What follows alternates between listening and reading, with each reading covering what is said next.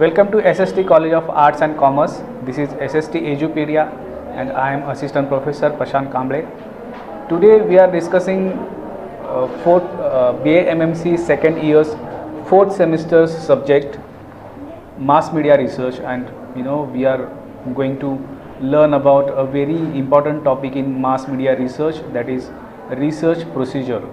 So whenever we do a research specifically, so there are in a formal research, so as we know there are two kind of research. One is informal, that we do every day in our life. It can be anything, I mean from selecting our for example our school bag, our tiffin also.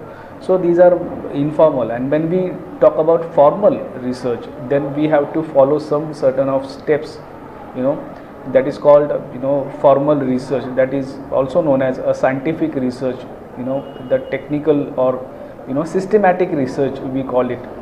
So whenever we are doing systematic research, then we have to follow some steps or some procedure we have to follow, that we are going to see today. And as per your subject of mass media research, that is very important to learn how mass media research steps are, and what we have to follow, and how we are going to conduct our research, how we are going to prepare the report, and how we are going to select the samples also. So that we'll see today. So let us begin with the topic. Okay, so very first thing is, whenever we talk about the research procedure, is the very first and very least step is selecting a problem, right? So in the selecting a problem, what we do, we select a problem on which we have to do a research, right? For example, if we wanted to do a research on SST college में कितने बच्चे हैं, तो that can be our problem, right? Or that can be our area of study or area of research, we can say. So here what we did is, we have selected a problem for our research on which we'll study or on which we'll conduct a research. Then we have to formulate that problem, the second step. Now how we'll formulate that particular problem?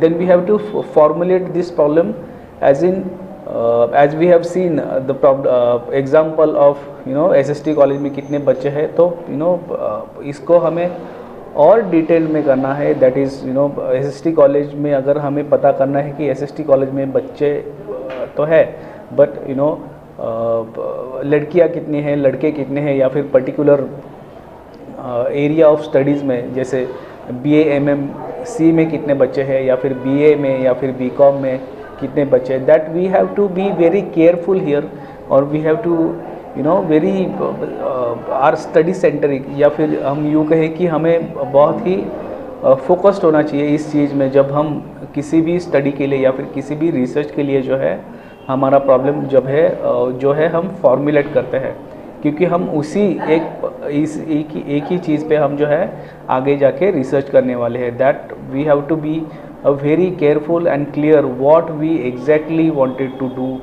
or on what problem exactly we wanted to study or we wanted to research on. Then after that comes the extensive literature surveys.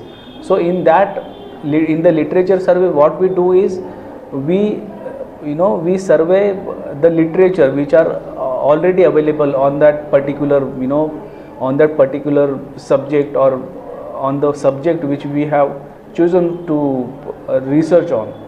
तो इसके ऊपर कोई information available है क्या, be it's on the internet, be it's on the in the books, be it's in the personal diaries, और in the interviews it can be.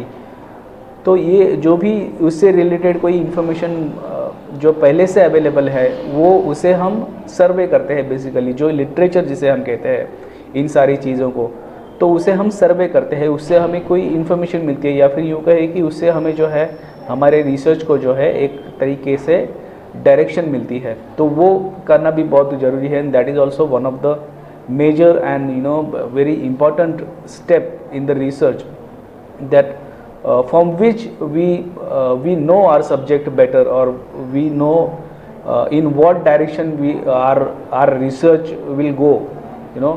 तो ये हमें पता करना बहुत ज़रूरी है. In the extension literature survey we do that only, कि हमें क्या पता चल सकता है अगर पहले कुछ इन्फॉर्मेशन अवेलेबल है, या फिर हमें क्या पता चल सकता है आगे जाके इस स्टडी में, तो ही हमें लिटरेचर रिव्यू से पता चलता है. इसे हम लिटरेचर रिव्यू भी कहते हैं. Then after survey of literature हम एक हाइपोथेसिस जो है वो डेवलप करते हैं. अभी हाइपोथेसिस क्या है? तो hypothesis is nothing but a statement, और वी कैन से कि ऐसा एक स्टेटमेंट है जो कि हमारे सर्वे पे या फिर हमने जो लिटरेचर सर्वे है उसके ऊपर फॉर्म हुआ है. तो ये एक प्रकार का प्रेडिक्शन स्टेटमेंट है, that we call prediction statement also, कि आगे जाके हमारे स्टडी में क्या होने वाला है या फिर क्या हो सकता है हमारे स्टडीज़ में. तो ये ऐसा ज़रूरी नहीं है कि ये सही हो या फिर ये गलत ही हो. ये हमारा एक तरीके का प्रेडिक्शन होता है कि आगे जाके हमारे स्टडी में हमें क्या मिल सकता है या फिर क्या मिलने वाला है, उसका रिज़ल्ट क्या होने वाला है स्टडी में आगे जाके. तो इसे हम फॉर्मुलेट करते हैं ताकि हमारे जो रिसर्च को है एक पर्टिकुलर डायरेक्शन मिल सके, या फिर यूँ कहे कि वो एक स्टडी सेंटरिक हमारा जो रिसर्च हो. इसलिए हम हाइपोथेसिस जो है इस स्टेप में डेवलप करते हैं. Then comes the determining the sample design. अभी determining the sample design is as we know the sample is the population, right. एक तो फॉर एग्जांपल जैसे हमने लिया कि एसएसटी कॉलेज में कितने बच्चे हैं, तो ये जो एसएसटी कॉलेज के बच्चे हैं उसे हम क्या कहेंगे, उसे हम पॉपुलेशन कह सकते हैं, राइट. तो उससे हमें कोई इन्फॉर्मेशन मिल सकती है बच्चों से, राइट. तो हम उसमें से एज अ सैम्पल सभी बच्चों को तो हम टारगेट नहीं कर सकते, बट उससे कुछ हम सैम्पल्स ले सकते हैं, कुछ चुनिंदा बच्चे जो है वो सिलेक्ट कर सकते हैं. So that will be known as sample, कि हमारा जो पॉपुलेशन था, हमारा जो स्टडी का जो पॉपुलेशन है, दैट इज़ कॉलेज के बच्चे, एसएसटी कॉलेज के, उससे हमने कुछ चुनिंदा बच्चे लिए, कुछ सैम्पल ले लिए, तो वो क्या कहलाएगा, वो सैम्पल कहलाएगा, राइट. तो ये जो सैम्पल है उसे डिटरमाइन करना बहुत ज़रूरी है, राइट. तो ये एज पर द स्टडी होता है. जैसे फॉर एग्जांपल अगर एसएसटी कॉलेज के बच्चों पे हमें करना है, तो हमारा जो सैम्पल होगा वो एसएसटी कॉलेज के बच्चे होंगे, राइट. तो अगर हमें कुछ अगर कोई अलग स्टडी हो, फॉर एग्जांपल अगर किसी चैनल के जो व्यूवर्स है उन पे अगर कोई रिसर्च करना है, तो उनका सैम्पल क्या होगा, चैनल के व्यूवर्स होंगे, राइट. तो अगर कोई एग्जांपल हम देख सकते हैं कि कोई बच्चों का चॉकलेट कोई प्रोडक्ट हो, फॉर एग्जांपल पकड़ लीजिए. तो अगर चॉकलेट का कोई प्रोडक्ट है तो उसके ऊपर सर्वे करना है कि बच्चे कितना पसंद कर रहे हैं, तो ऑफ कोर्स जो बच्चे हैं वो उनका सैंपल होगा. तो ये हमारे स्टडी के हिसाब से जो है हमें हमारे सैंपल्स जो है वो डिटरमाइन करने होंगे, राइट. तभी हमारा जो रिसर्च है will be in the proper direction और इन द प्रॉपर फॉर्म, ताकि हमारे जो रिजल्ट्स है that will be better and exact जो है वो रिजल्ट हो. Then after determining the sample we come to the collecting of data. तो ये डेटा कहाँ से कलेक्ट होता है? एक तो हमने जो रिसर्च किया है, द सर्वे किया है हमारे लिटरेचर का, उससे. देन हमारा जो सैम्पल है, तो हम सैम्पल से कुछ इन्फॉर्मेशन लेते हैं, या फिर अगर कोई ऐसा रिसर्च हो कि जिसमें एक्सपेरिमेंट शामिल हो, तो उससे उस एक्सपेरिमेंट से भी हमें जो है डेटा मिलता है. ये डेटा कलेक्ट करते हैं हम इस पर्टिकुलर स्टेप में. देन इसके बाद आता है execution of the project, right. तो एग्जीक्यूशन ऑफ द प्रोजेक्ट में क्या होता है, हम फॉर एग्जांपल अगर कोई मुझे सर्वे करना है या फिर कोई एक्सपेरिमेंट कंडक्ट करना है, तो ये जो है इस एग्जीक्यूशन करते हैं हम उस प्रोजेक्ट का या फिर उस सर्वे का जो है एक तरीके का एग्जीक्यूशन किया जाता है. Then comes the analysis of the data. तो एनालिसिस ऑफ द डेटा क्या है? तो जो भी हमने डेटा कलेक्ट किया है इन आर रिसर्च और in our survey we can say, so that we have to analyze, we have to for example we have to write it in a proper format, so we can after that we can interpret it in our final project और final report we can say। तो इसके लिए हमें जो है ये इसको data को जो है एनालाइज करना बहुत ही ज़रूरी है, राइट। क्योंकि फॉर किसी जो रिसर्च जो होता है उसमें ज़्यादा से ज़्यादा भी सैंपल हो सकते हैं। तो as per the sample we have to analyze each and every details or each and every answers of our sample that we have to analyze, right? And then we have to make analyze a report also on that. After that, after analyzing of the data, we comes at the hypothesis testing। तो hypothesis testing जैसे हमने देखा कि hypothesis क्या है, तो ये hypothesis का जो prediction statement है जिसे हम prediction statement भी कहते हैं, तो इसे हम यहाँ पे टेस्ट करते हैं, राइट। तो इसे टेस्ट कैसे करते हैं, तो हम इसे टेस्ट करने में हम एक तो इसे देखते हैं कि हमारा जो हाइपोथेसिस है वो सही है या फिर ये गलत है। इसके भी कुछ प्रकार है, that will see in the next lecture also, hypothesis testing के।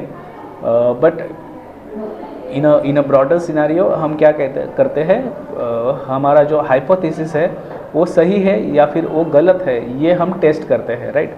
Because after all it is kind of a prediction statement, right, जो कि गलत भी हो सकता है या फिर सही भी हो सकता है, राइट। तो इसे जो है हम एक तरीके से टेस्ट करते हैं इस हाइपोथेसिस को जो हमने प्रेडिक्ट किया हुआ है। Then comes the generalization and interpretation, right. तो हमने जो भी डेटा कलेक्ट किया है, जो भी हमने डेटा को एनालाइज किया हुआ है, उसे हम जनरलाइज करते हैं इस स्टेप में। इसे हम जो है प्रॉपर सिस्टमेटिक तरीके से जो है इंटरप्रेट करके लिखते हैं, राइट। इसको जो है हम इंटरप्रेट करते हैं एक तरीके से, जैसे मैंने स्टार्टिंग में बताया कि the research is a systematic, in the formal research specially it has to be a systematic, that is why it is called a scientific research also. तो इससे जो है हम जनरलाइज करते हैं, इसे प्रॉपर फॉर्मेट में जो है हम इंटरप्रेट करते हैं।